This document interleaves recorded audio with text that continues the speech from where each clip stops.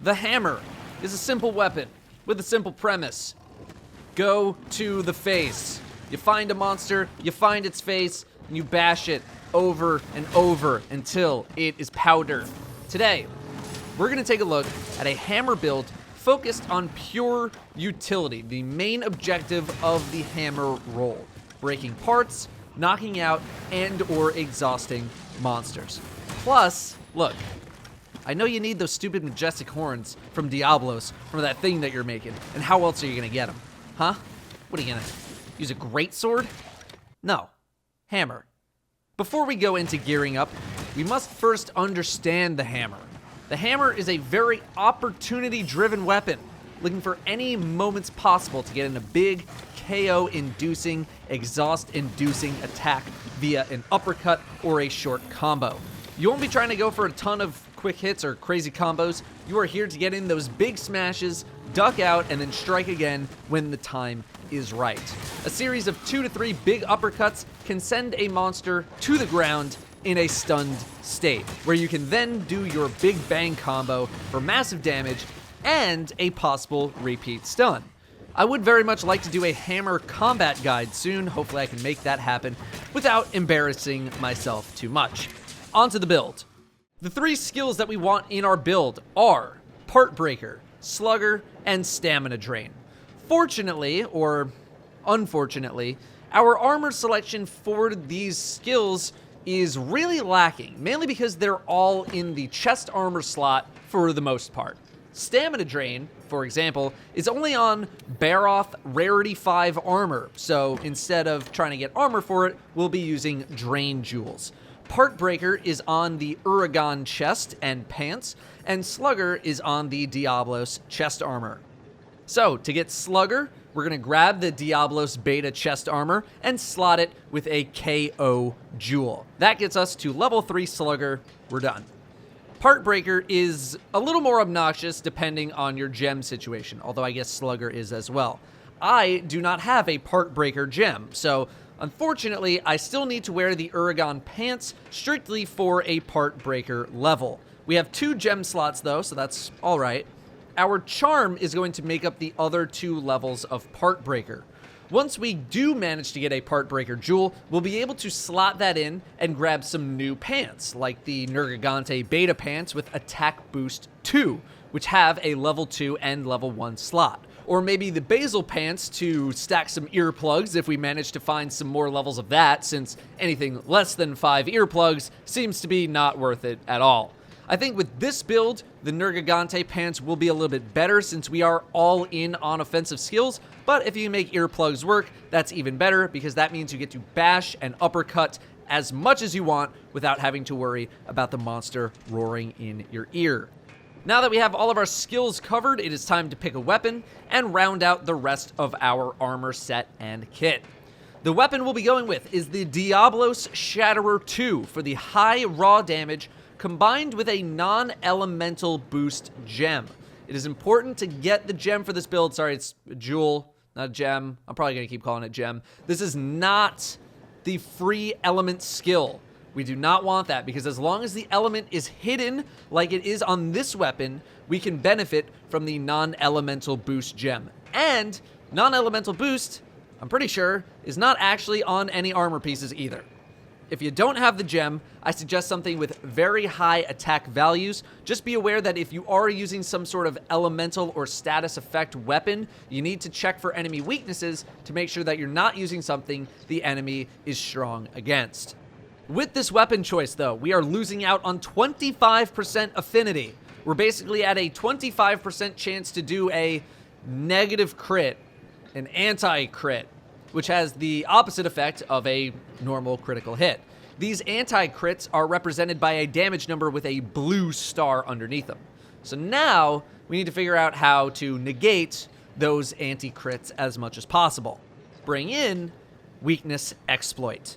Weakness Exploit increases the affinity of attacks that hit enemy weak spots by 15, 30, and then by 50% at level 3. The Dragon King Eye Patch gives us a nice 2-stack of this, and provided that you have a Tenderizer Jewel, which goes into a level 2 slot, we can flip that negative 25% affinity into a positive 25% affinity when hitting enemy weak spots, which is the only thing that you really should be doing as a hammer user.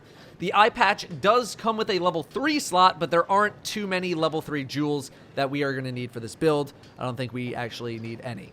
Our gloves are open then. If you do not have a tenderizer jewel, you'll probably want to snag the Kaiser Vambraces to get that 3rd level of weakness exploit. If you do have the gem, then this slot is open. And at this point, with all of our utility skills covered, we want some damage. The Nergigante gloves give 2 levels of Agitator, which gives us +8 attack and +6% affinity when large monsters are enraged. You can go either alpha or beta Nergigante. I usually go for the extra slots. The endgame monsters feel like they're enraged nearly all of the time anyway, so this is a nice boost for us that's up a good amount of the time. Again, the nice thing about the glove slot is that you have freedom. You want some evade window? You go Kushala. You got a huge wiener and you live life on the edge? Bam, Diablos gloves for heroics and the set bonus. Maybe you want more slots and you're hella good at video games? You go with the Valhazak gloves. Finally, our boots are open too, and these are going to depend on what else you picked in your build. The Dober Greaves give a 2 stack of attack boost and an open slot. Very, very solid choice.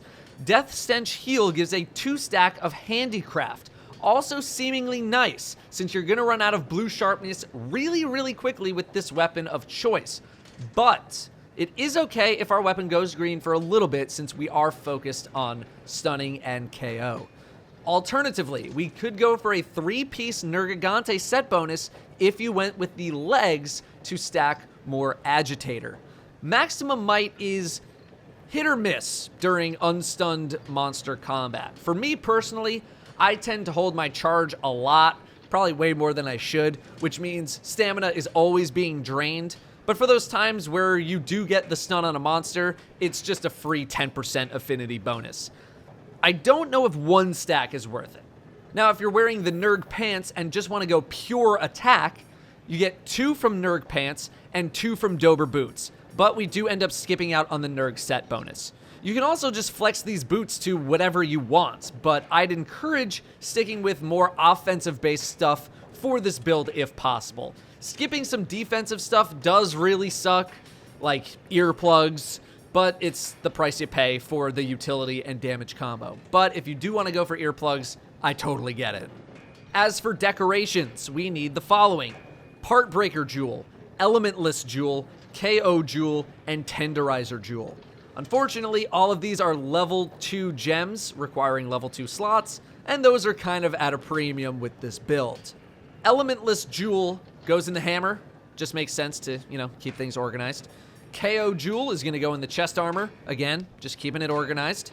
You'll have 1 level 2 slot in your pants. Tenderizer Jewel can probably go in there.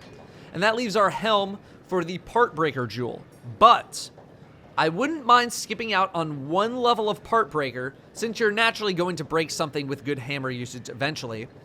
And if you're open to that, and you're going to be fighting in an area with a lot of slopes or areas to slide in, then bring in the Slider Jewel.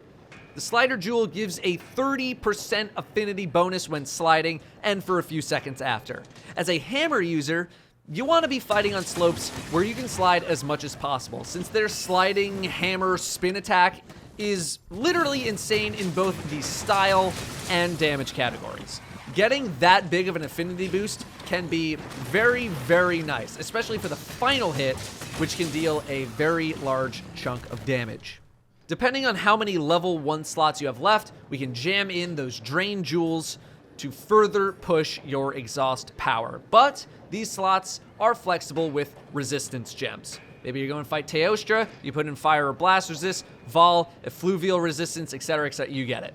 Our resistances overall for the armor set aren't too in the negative, but if you're fighting anything tempered, or maybe you're just not super good at the game yet, you're probably going to want some resistances. In our equipment slots, we can get some even more utility in the form of the Affinity Booster and the Impact Mantle, giving us more affinity for a short time with the booster, and even more stun power per attack with the Impact Mantle. The affinity booster, I believe, comes from doing all optional quests, and the impact mantle is a quest from the armory lady, but I'm not sure of the conditions as I do not have it just yet. But hopefully one of you can post it in the comments, how to get it. Please tell me how to get it. And I think that about rounds it out. Now, one thing I do not have as much experience with at this time is just going a full damage build instead of a utility build. And I'm sure a lot of people are just going to suggest, hey, you should just go with a full damage build. And that's totally fine if you want to go that route. The utility build was something that appealed to me because I like having a role. I want to be the guy that has an objective in mind. I'm going to be head smasher guy, or maybe I'm going to be tail slicing guy, whatever it might be. I know that there is currently some skepticism in the community on the effectiveness of Slugger as well, but at the moment things seem to be inconclusive. I'll keep eyes on that as much as I possibly can. Fortunately, if Slugger does end up being worthless, we just need to swap out one armor piece for something more attack heavy, and then by then we'll probably just go with a full attack build. Also, kind of unfortunately, this build could end up being complete overkill for solo play, but in multiplayer, where I was hoping it was going to be more effective, especially in 4-player multiplayer, breaking monster parts just feels like it needs to be a group effort. It's much harder to break stuff by yourself. But the knockouts are the main thing you want to be focusing on, because for every knockout, well, that's just a lot of time that your team gets to spend clobbering the monster. The hammer can be a sluggish, long animation having, slow, unwieldy mess of a weapon in the wrong hands, but in the right hands, it is a very powerful stunning tool and a high damage weapon in one, with each hit feeling as impactful as the last. Getting a big slam to stun a monster is a great feeling, and hopefully this build can bring you into Hammer Nirvana. Thank you for watching. I'll see you next time.